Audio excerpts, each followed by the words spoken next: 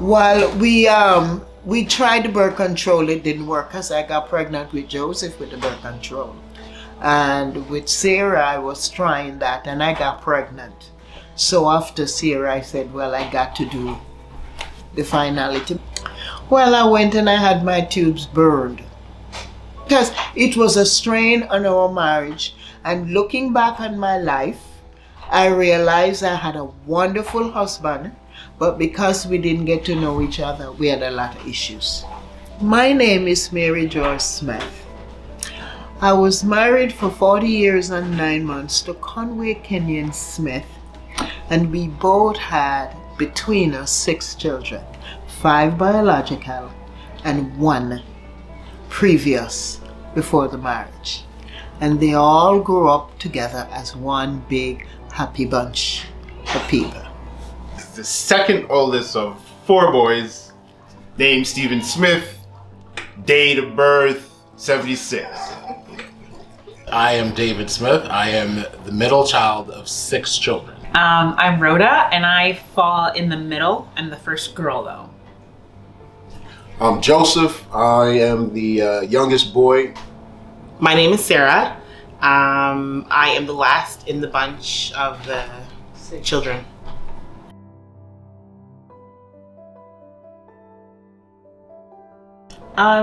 Growing up, I think how we bonded a lot was we used to sit around and Fight, argue, debate. I guess you'd say rib on each other or make fun of each other. I felt like that was a good bonding experience. I will say that I think that I remember the most that we did church, worship, every Sabbath. Our parents did Sabbath an night. amazing thing. Sabbath We never had a curfew. We never had a bedtime.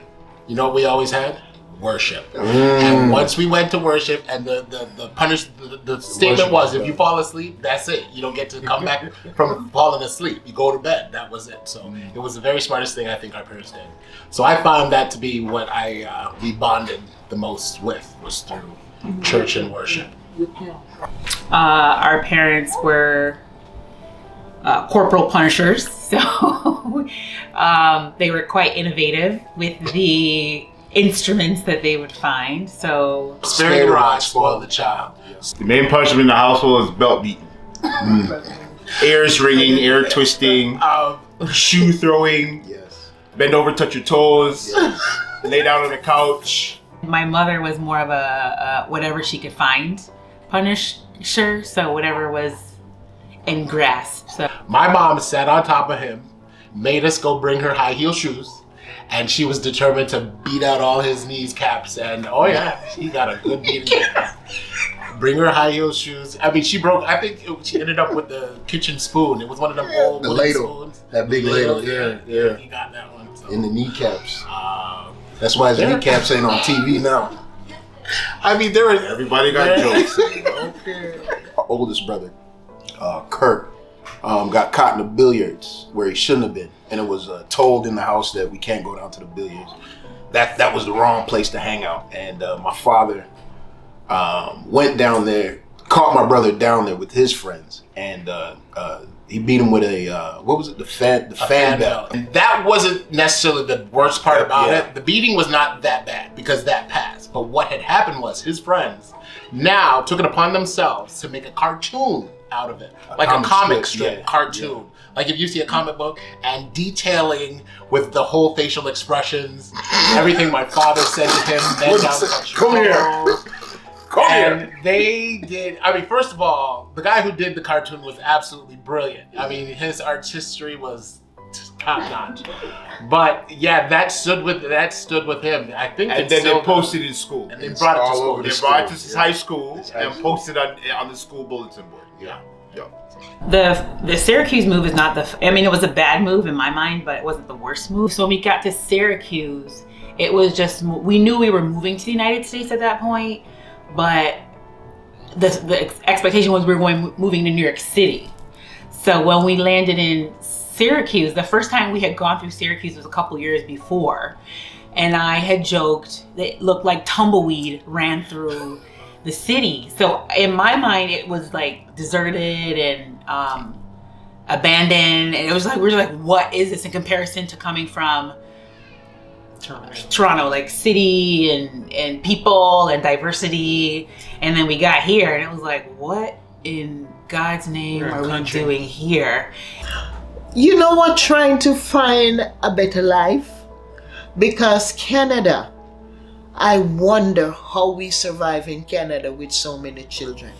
Transferring to America, it's a world of difference because my address in America is 25 years. And I never live anywhere in Canada for more than, oh no, I live one place in Ontario housing for 8 years. Everywhere else is a year, 2 years, and you move. Because I was trying to find greener pasture. Authoritarian figure in the household was Stephen. The authoritarian household would have been Stephen. In the home, Stephen was the authoritative figure. Definitely, he was, for me, especially when it came down to me, there's a 10-year gap between him and I. So it wasn't like I really had much to say. It's just whatever Stephen said, and it was said. I can recall an opportunity when I got in trouble at school. We were living with Aunt Lou. And she was like, Stephen's gonna beat you. And I went upstairs and I padded my butt with like as much clothes as I could wear. So that like, and I'm pretty sure he didn't want to do it, but he was just like, I gotta do what I gotta do because that's the role that I've been given and I had to do it. Just like his mother. Whoop your behind and ask questions later. So as the authoritarian of the home, I was put in charge of the children when my parents weren't home. He was a dictator, and that was because it was set up that way. The tyrant. Yes. The tyrant. Because he knew he was in charge when our parents were at home, and what he said went. He took full advantage of it, and he was also physically bigger. He was also physically larger. So even if you tried to go against what he wanted, he would physically dominate his authority. So He was an extension of the parents. He was the parent in the house, like the point guard is the extension of the coach on the court. Stephen was in. He in wasn't the like he weeds. was some sort of snitch or something. He wasn't out He here wasn't a trying. snitch. Like, He was trying to take it on himself to beat us. no. You don't turn yourself into the police. I will say. or to your parole officer. You He don't just- do that. So it would have been a disappointment if something were to happen under my watch. So I took the job seriously. If they're offended because I was too rough with them, I'm sorry. The reality of it is that if y'all didn't get in trouble, I was getting in trouble, and I'm not getting beaten for you guys. Sorry. But it was always, it's even to today, he says, Sarah, do this. Okay? And it just gets done. he still has that role. It's still there. Like as adults now, if we're having a conflict and Steven's here and he says it's done, it's everyone stops. So it still continues till today. Stephen, and I think I did injustice to Stephen because from day one, he had to be the one that to protect the other. I don't think he had a childhood life. I don't think Stephen know what it is to be a child because he was always responsible for the little ones. He's coming home from school. I remember a teacher gave him an in-school suspension that he had to stay back, and he came out and he called me.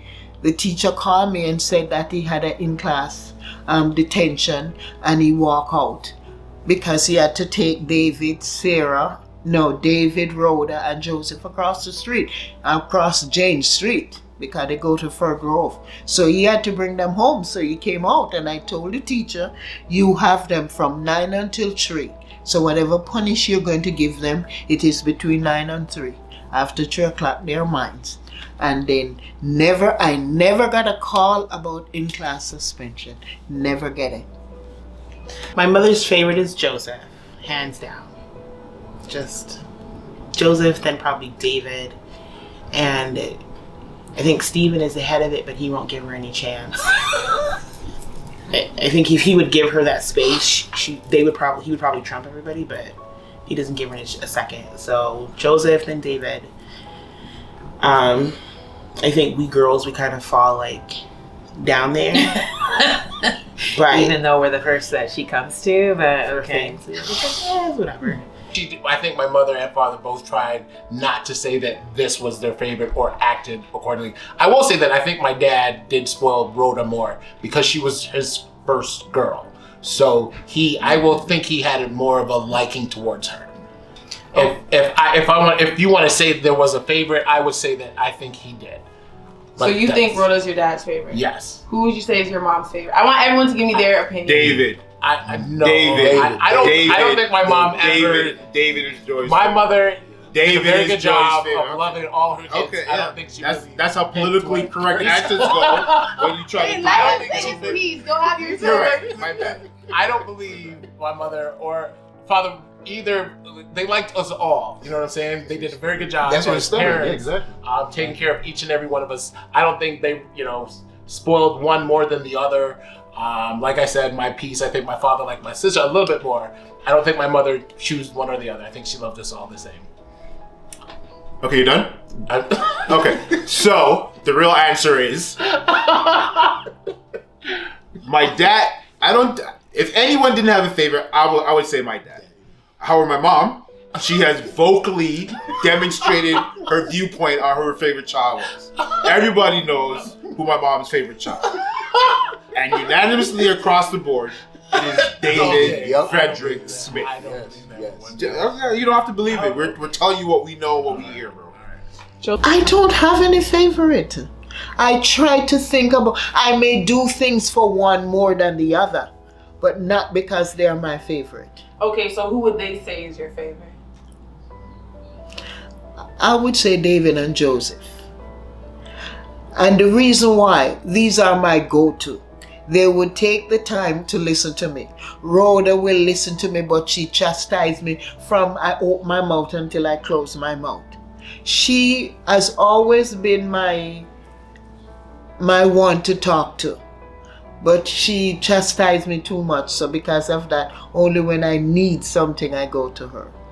But if I have personal problem, I'll go to Joseph and David. So who would you say is Brother Smith's favorite? David. But the family wouldn't know that. Joseph. The perceived troublemaker was Joseph. Or maybe he was just always getting into trouble. And I think he just has one of those personalities that it can be slightly annoying. And he can be annoying sometimes. And I think he knows he's annoying. And so he's always the perceived troublemaker. Not perceived. Joseph was a troublemaker. Joseph was a troublemaker. Yeah, not perceived. He was a troublemaker. Yeah. Joseph does feel they used him as a scapegoat.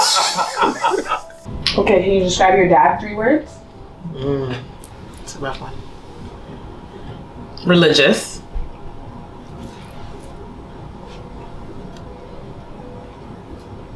Quiet. Lovable. Yeah. I wouldn't say that. Maybe not for us, but I think he had. I think for other people. Yeah. I'm just saying you're asking me. I'd say religious, quiet, leader. He was a leader in the home. I would say, you said quiet. I said quiet. Quiet's a good one amongst us. He was quiet. I thought he was very innovative in the sense that, like, he could pick up something and learn it. He learned the piano. He learned the guitar. That's true. He learned. He was very. He's a quick learner. Yeah, quick learner. He was very self-taught. Quick on his feet. He's quick on his feet. And laughable. Like, he had a great smile. When he did. Yeah. I feel like with us, he may have not been, like, cheesy all the time, but I can understand that. But when he smiled and you got a good laugh out of him, he was just like like Santa Claus. Like, it's just very jolly. I think jolly is a good one. For me, I found our father to be. He was also a very loving, understanding person. He didn't always show how he felt, but I felt like I had a very, very unique relationship with my dad. I remember being at school and me and him used to write back and forth letters to each other. So we communicated, and yeah. Dad knew how to write? Yes, your father knew how to write. Okay. And we'd write each other's back and forth. Okay. So that was a very, I don't know, I found it very nice of him, sweet of him, caring of him, he cared. Conway Smith was a God-fearing, quiet bully. Is that you gonna say? No, he's not a bully. God-fearing, quiet, loving father. Conway Smith. My father was a God-fearing man.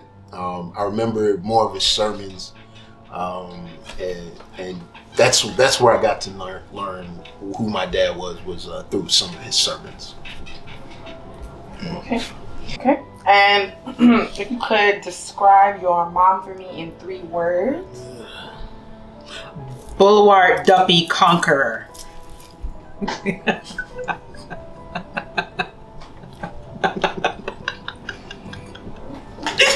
They didn't ask for her government name. Okay, I'll translate it. Strong, forward, aggressive. I can describe my mom as kind, loving, and sharing. My mom is a loving, caring, holy, church-going, holy rolling lady, all right? And she's got a big heart. She loves everyone. She's had her own children. She's adopted other people's children. She's most inviting, most giving. Okay. I'm past 3 right now. Golly. All right. Those are ours. All right. Go ahead. My mother is a God-fearing, black supremacist bully. That's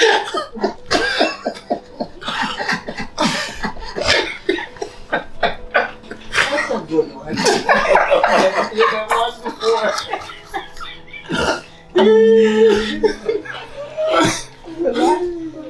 My mother is a strong, God-fearing black woman who I would take in a foxhole with me at any fight. So she's what 5 foot tall, but she fights like she's 7 feet tall. So His passing, it was, I would say, in real honesty and from the heart, it was hard. You know, even though he wasn't that like interactive father with us, his presence is really missed. I think now that I'm having children, I miss that I cannot share some of my experiences that I'm having. Like him and Garrison, oh my gosh, you talk about oil and water. I have a picture of them just like staring at each other. Like, look at what, you know, and it's, you know, I think I'm just sad that he couldn't see my family expand. He couldn't see the progression that I'm making. And, you know, he always looked at me as like one of his sons too. Like, I don't feel like he would be as his daughter. He was just like, Sarah, you could always be a truck driver. And Joy was like, no, she cannot. But, you know, we all had our own individual like relationships with him, and him being gone, not only in the home, but I definitely feel his significance gone in the church. Him passing really, it was a real loss for us here as far as the guidance. But you know, he definitely left a presence behind that. It still resonates to everybody who met him. He definitely touched others in ways, and his evangelism, it is, even to this day, is something that I strive to be like. I'm like, I want that boldness. So, For me, I think I echo what Sarah said about conversations. I think about things I would like to tell him. Things I'd like him to see. So for me, it was more of a personal, not necessarily about the outward. He was, and I think the older I got, the more I appreciated the man that he was. And I think I wish there's just regrets that I have that I wish I could have over, but at the same time, I'm still appreciative for the time that we did have. But I do think now, like, it would be nice for him, like, I'm getting married, it would be nice to have him walk me down the aisle. And it's things like that that I think about more so than the whole family. Like, it'd be nice to be able to tell my dad about the man I'm gonna marry and tell him about things that I'm learning about or growing in or changes that I'm experiencing. I wish I could talk to my dad about that. I actually was okay with his passing. I was there for, towards the end, a lot more. He was in a nursing home, so I used to visit him weekly. So I got to spend a lot of time with him. I also came to peace with my father's passing. The only regret that I have is I didn't spend enough time with him at the end time of his life because, well, there's no reason because I'm not gonna make excuses. I regret that because I didn't. The few times I did, I tried to have conversations with him to try and understand Conway Smith, but due to his like medically induced problems and all the pills he was on, it was difficult to have an open conversation with him and to get answers necessary. So, but as far as his passing goes, I shed my tear and I bid him farewell. As far as my father's passing, it's sad. I still miss him to today. But I'm glad that he's not in pain anymore because, like my brother said, he was sick for a very long time, and I miss him. I ain't gonna front on that, but I know he's in a better place, resting right now. And like our mother at one point took doors off of rooms because to understand this is my house. I pay the bills here. You don't have privacy. My diary was read and shared multiple times. I was the first one that had a car. There were multiple keys that were made and everybody was taking the car when they felt like it. Everybody, it was just too much in each other's business. It still happens today. We still freely discuss each other inappropriately. Like there's no boundaries. It's just none. I think the boundaries that should be set up, we weren't really shown them and how it is. I think what my mother, because she doesn't believe in boundaries. She tried to create an open space and an open environment for everybody to just, one, discuss everything, two, like, to be free and, like, secrets shouldn't be held or, no power over anybody with anything that is said or to be said. If it's said, it is what it is and it's not a problem. I guess as we're getting older and we're creating our own relationships with like individuals. Sure, now it is. I think now we're starting to learn, well, maybe we shouldn't have said that to this sibling. Maybe we shouldn't have told that sibling that. Oh my gosh, now there's problems. And we're realizing that yes, there's a space for openness, but not everything needs to be shared in that space. And I think we're learning that now as we're getting into deep into our marriages, like, okay, certain things are just not meant to be discussed. So yes, amongst each other, we had good discussions and, we weren't afraid to talk, but now it's a problem. I want to answer this one first. I'm grateful for my brothers and sisters. I went and joined the military and it was like rolling from one big family into another big family. So it was easy to know the authority. It was easy to know the tattletales. It was easy to navigate in that world because of my big family. So I'm grateful for my family. I'm able to share my food because I come from a big family and there's nothing guaranteed. So if you get something, don't put your name on it and put it in the fridge, eat it right away. It's not gonna be there later. What I've gained from my family unit is that regardless of the amount of people in it, the benefit of having people around you to love you allows you to be a better individual. From having so many people around you. Another thing that I've learned is that you have more respect for your me time because you know that you don't get that all the time because you're surrounded by people all the time. So when you get it, you enjoy that a little more. But outside of that, having that so many people to love you at one time seems to be a benefit in regards to sharing love and administrating love to others. We got something to say to each other, we're gonna say it. Sometimes you're gonna like it, sometimes you're not gonna like it. So if anything, I learned a thick skin. You have a thick skin because of how we treated each other. So when we go out into the world, nobody can tell you that it's ever gonna affect you.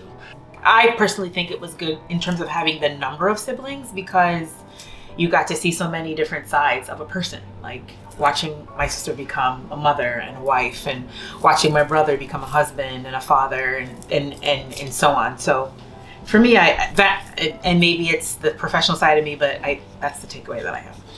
The best impact, I don't need no friends. I don't need no sister or nobody else. If I am in this world by myself, if I got my siblings, I can have a jolly good time and nobody can tell me nothing. And that's with any one of them, even Steven. Like, we can, I think as we're getting older, I'm learning to, like, we can be in a space where we can conversate and we can be all right together. Like, we can have a good time together.